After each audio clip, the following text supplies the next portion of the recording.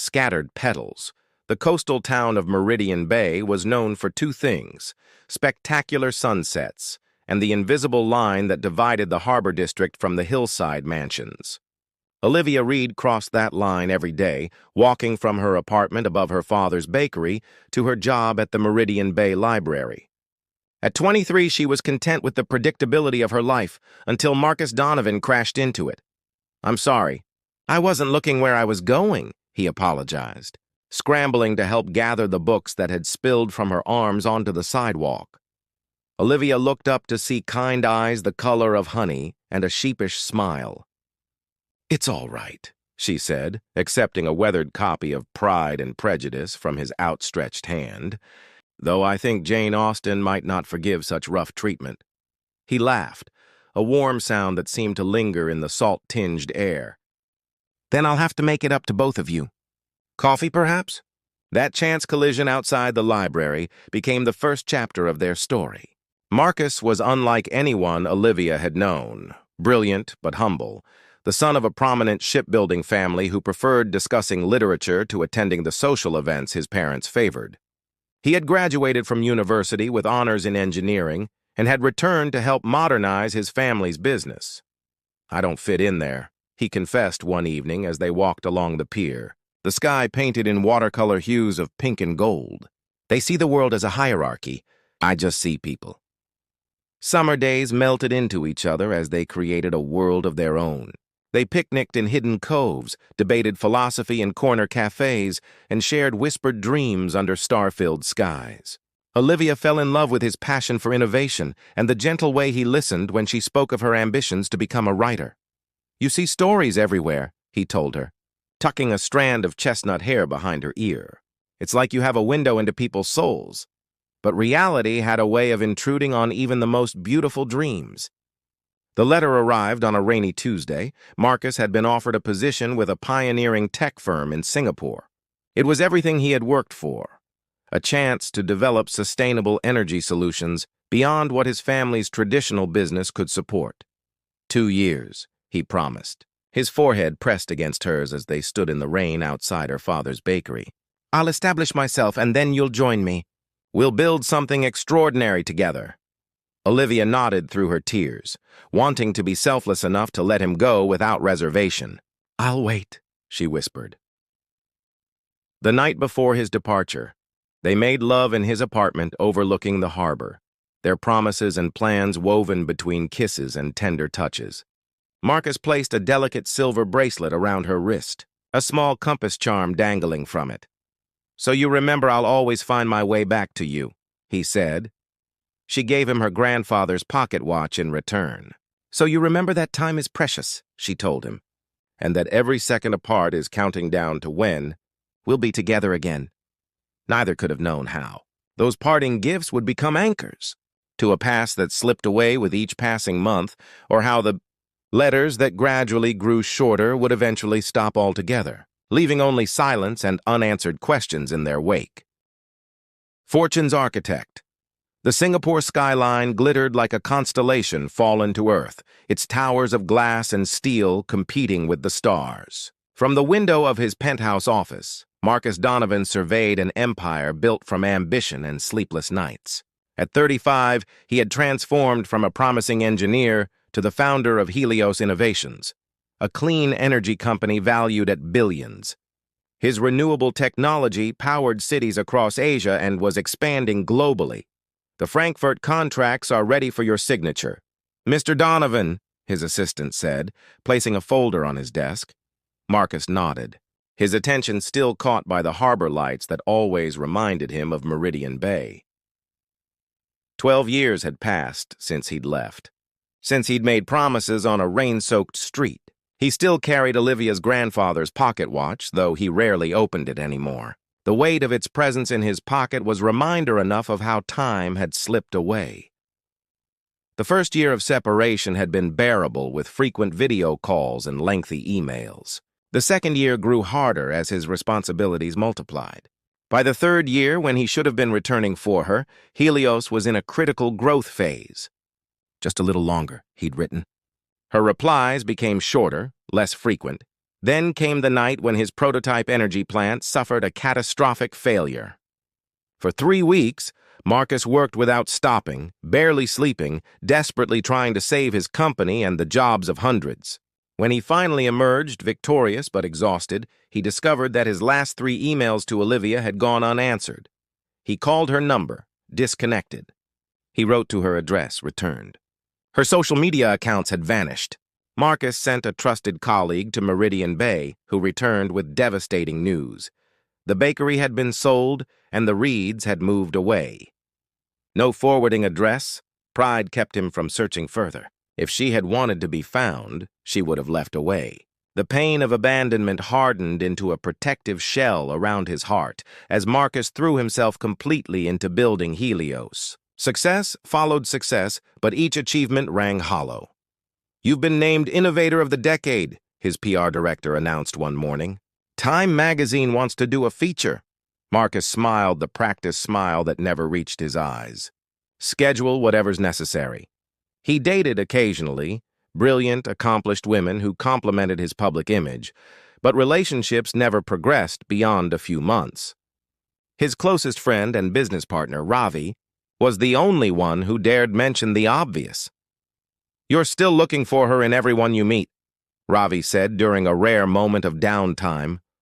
Marcus didn't deny it. Instead, he announced his decision to open Helios's newest research facility in America. "It's time to expand our presence in the Western market," he explained to his board, never admitting that returning to his home country might finally lay old ghosts to rest.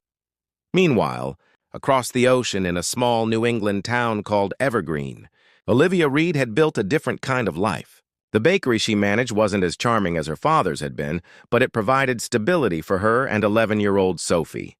"Mom, I got the lead in the school play." Sophie burst through the door, her backpack sliding from her shoulder. She had Marcus's honey-colored eyes and the same excitement for learning that had once drawn Olivia to him. "That's wonderful, sweetheart." Olivia embraced her daughter, heart swelling with pride. Later that night, after Sophie had gone to bed, Olivia sat at her small desk finishing her latest manuscript. After years of writing whenever she could find time, early mornings before work, late nights after Sophie was asleep, she had published 2 modestly successful novels under the pen name O.J. Bennett. She never mentioned Marcus in interviews, never hinted that Sophie's father was now someone whose face occasionally appeared in business magazines. The compass bracelet remained locked in a box beneath her bed, a reminder of navigation gone wrong and promises that had disappeared into silence. When her father fell ill during her pregnancy, Olivia had tried repeatedly to contact Marcus. Calls went to voicemail. Emails disappeared into the void. Eventually, pride and necessity forced her to move forward alone. She had Sophie to think about, a child who deserved more than waiting for a father who might never return. What she didn't know was that the technological failure that had consumed Marcus's attention had also compromised his personal email server. Her most important messages, including the one about her pregnancy, had been lost in digital limbo, never reaching his eyes. As Olivia closed her laptop and prepared for bed, she had no way of knowing that Marcus had just landed at Boston Logan International Airport, less than 100 miles away, with plans to scout locations for his newest venture. "Chance encounters. Sophie, don't wander too far," Olivia called as her daughter disappeared into the maze of bookshelves at Compass Books, Evergreen's beloved independent bookstore. "I'll be in the science section," came the reply, followed by the sound of retreating footsteps. Olivia smiled to herself. At 11, Sophie was already developing interests that reminded her so much of Marcus, curious about how things worked, fascinated by innovation and discovery. Weekends like this, spent among books and quiet conversation, were precious respites from their busy schedules. "The new O.J. Bennett novel is excellent," said Eleanor, the bookstore owner, as she rang up Olivia's purchases. "The protagonist reminds me of someone I know." She winked, one of the few people aware of Olivia's literary alter ego. Olivia laughed softly. "Pure coincidence, I assure you." The bell above the door chimed, and out of habit, Olivia glanced toward the entrance. The world seemed to stop rotating on its axis. Marcus Donovan stood framed in the doorway, older but unmistakable. His dark hair was threaded with silver at the temples now, his face more sculpted, but his stance, the slight tilt of his head as he surveyed the room, was achingly familiar. 12 years dissolved in an instant. Olivia turned away quickly, heart hammering against her ribs. Fight or flight instincts warred within her as she fumbled with her credit card. "I forgot something," she muttered to Eleanor, abandoning her books to duck behind a tall display. From her hiding place, she watched as Marcus approached the information desk. He spoke with Eleanor, his deep voice carrying across the quiet store. Something about local properties, development possibilities, business talk. Olivia's mind raced. She needed to find Sophie and leave before— "Mom, you have to see this book on solar engineering!" Sophie's excited voice cut through the store like a spotlight, drawing all eyes, including Marcus's, to the young girl rushing toward Olivia with an oversized book clutched to her chest. Time slowed as Marcus's gaze shifted from Sophie to Olivia. She saw the exact moment recognition dawned, followed by shock, then something more complex, a kaleidoscope of emotions she couldn't decipher. "Olivia?" His voice held disbelief and wonder. She stepped forward instinctively, placing a protective hand on Sophie's shoulder. "Hello, Marcus." Sophie looked between them with curious eyes. "Mom, who's this?" The question hung in the air, loaded with 11 years of unspoken truth. Before Olivia could formulate an answer, Eleanor approached with gentle awareness of the tension. "Sophie, would you help me organize the new shipment? I could use your excellent sorting skills." Once Sophie was out of earshot, the years between them seemed to compress and expand simultaneously.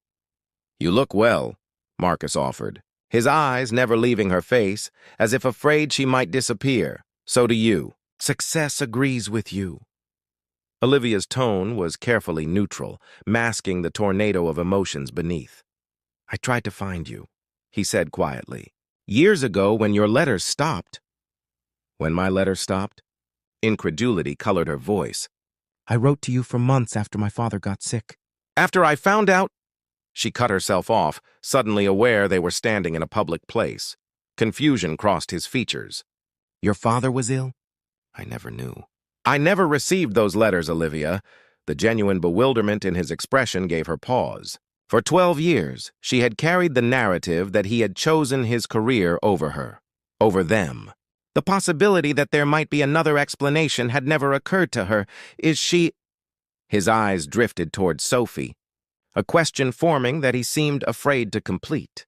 The bell chimed again as new customers entered, breaking the moment. Olivia took a steadying breath. "We can't do this here," she said. "The cafe across the street." 15 minutes. As Marcus nodded and turned to leave, Olivia caught sight of something familiar in his hand. Her grandfather's pocket watch, worn smooth from years of handling. He had kept it all this time, just as she had kept his compass bracelet, each holding a piece of their shared past while navigating separate futures. 15 minutes to prepare for a conversation that would change everything. 15 minutes to decide how much truth to reveal. 15 minutes before Sophie's life, and her own, would irrevocably shift course. The bridge between rain tapped against the windows of Percolate Café, creating a private symphony around Olivia and Marcus as they sat across from each other. Sophie was spending the afternoon at her best friend's house, giving them space for a conversation 12 years overdue. "She has your eyes," Olivia said softly, breaking the heavy silence between them. Marcus's hands tightened around his coffee cup. "When?" 8 months after you left. "I tried to tell you." The bitterness she had carried for years rose to the surface. "I called your company," I emailed. "I even wrote letters when everything else failed." "There was an incident," Marcus explained, his voice strained. "A catastrophic system failure at the plant. It corrupted our servers, including my personal accounts. For 3 weeks, I worked nonstop to save the company. When I finally came up for air, your number was disconnected, and my letters were returned. The possibility that fate rather than choice had separated them cast their shared history in a new light. "Why didn't you look harder?" she asked, the question that had haunted her for years. "I sent someone to find you. They said you'd moved without leaving a trace. His eyes held hers. I thought you didn't want to be found, Olivia. I thought you'd given up on us. She laughed without humor. Given up? My father was dying. I was pregnant and alone. I needed you, and you weren't there. I would have been, he said quietly. If I had known about Sophie, about your father, I would have been on the first plane home. The sincerity in his voice cracked something inside her.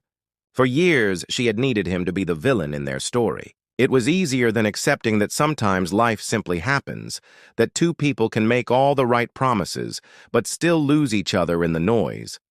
Her full name is Sophia Elaine Reed, Olivia said finally. She's brilliant. Loves science and engineering. Reads everything she can get her hands on. She has your laugh. Marcus closed his eyes briefly, absorbing the details of a life he'd missed. When he opened them again, they glistened with unshed tears. Does she know about me? She knows her father loved me once, that circumstances kept us apart. I never told her who you are. I never said anything negative either, Olivia added. I couldn't bear for her to think she came from anything but love. A week later, Marcus met Sophie officially. They sat awkwardly in Olivia's modest living room. Sophie curious about this stranger who seemed oddly familiar. Mom says you build things that help the environment, Sophie said, studying him intently. Marcus nodded. Solar panels, wind turbines, better batteries. We're trying to make clean energy available to everyone. I have questions about photovoltaic cells, Sophie announced with such seriousness that both adults struggled not to smile. That first meeting led to others. Weekend outings where Marcus introduced Sophie to the wonders of engineering through museum visits and simple experiments. Quiet dinners where they navigated the complex geometry of becoming a family. There were moments of tension and uncertainty, but also laughter and growing connection. One rainy afternoon, as Sophie worked on a science project at the kitchen table, she looked up at Marcus suddenly. Are you my father? The question silenced the room. Olivia and Marcus exchanged glances, a silent conversation passing between them. Yes, Marcus answered simply, his voice steady despite his racing heart. I am. Sophie considered this with the thoughtful expression she often wore when processing new information. I thought so. We have the same eyes, and Mom keeps the pictures you sent her in a box under her bed. You went through my things? Olivia asked, surprised and embarrassed. Sophie shrugged.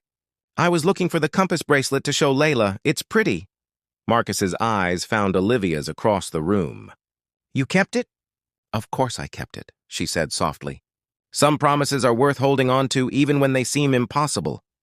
That night, after Sophie had gone to bed, Marcus and Olivia sat on the porch swing.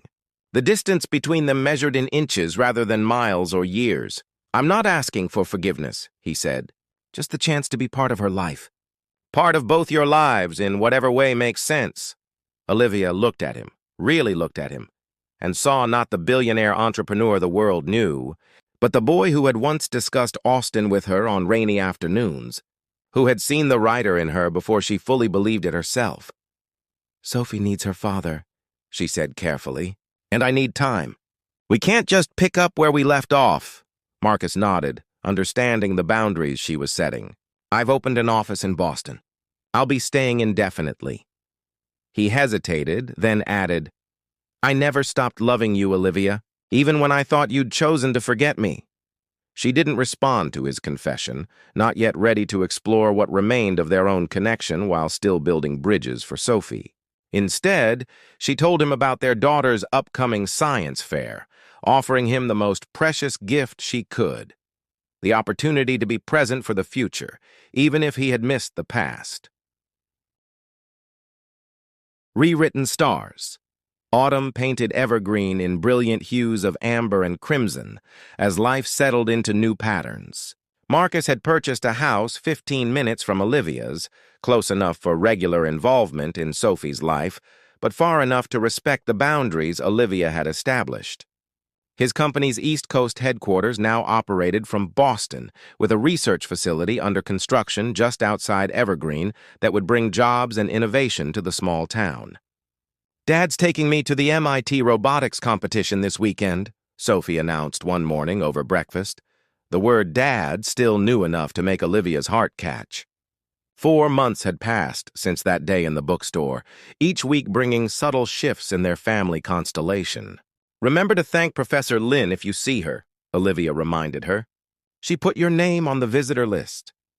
After Sophie left for school, Olivia sat alone with her coffee, reflecting on how quickly her carefully constructed life had transformed. Her third novel was with her editor, this one featuring a protagonist who learned that second chances sometimes arrive in unexpected packages. Art imitating life, or perhaps the reverse. The doorbell interrupted her thoughts. Marcus stood on her porch, looking less like a corporate titan and more like the man who had once walked with her along Meridian Bay's shore. "I know it's not our scheduled day," he said, slightly breathless, "but I needed to show you something." Curiosity piqued, Olivia followed him to his car. They drove in comfortable silence to the construction site of the research facility. Instead of stopping at the main building, Marcus continued to a smaller structure nestled against a grove of maple trees. "What is this?" she asked as he led her inside. The space was flooded with natural light from skylights and wide windows. Bookshelves lined one wall, while the opposite featured a stunning view of the valley below. A writing desk faced the panorama, positioned perfectly to capture both sunrise and sunset. "It's a writer's studio," Marcus said, watching her reaction carefully. "I thought maybe you could use it for your next book." Olivia walked the perimeter, trailing her fingers along the built-in shelves. "Marcus." "Before you say anything," he interjected gently, "this isn't about buying your affection or Sophie's. It's about honoring who you are, who you've become. You made your dream happen without me, Olivia. This is me saying I see that, I respect it, and I want to support it." The sincerity in his voice undid her carefully maintained composure. For months, she had kept emotional distance, focusing on what was best for Sophie while protecting her own heart. "I was so angry with you for so long," she admitted, turning to face him. "It was easier than missing you."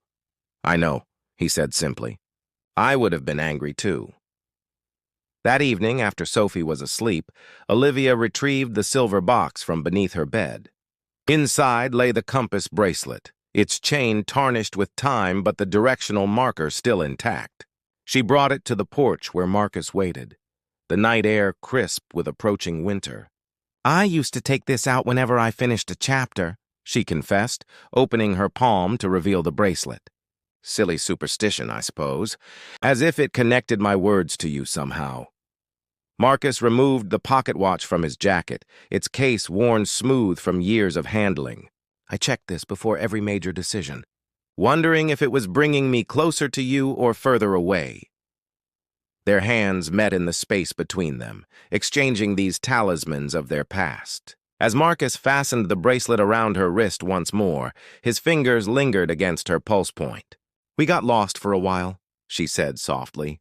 "Both of us." "Maybe we needed to," he suggested, "to become the people who could find each other again."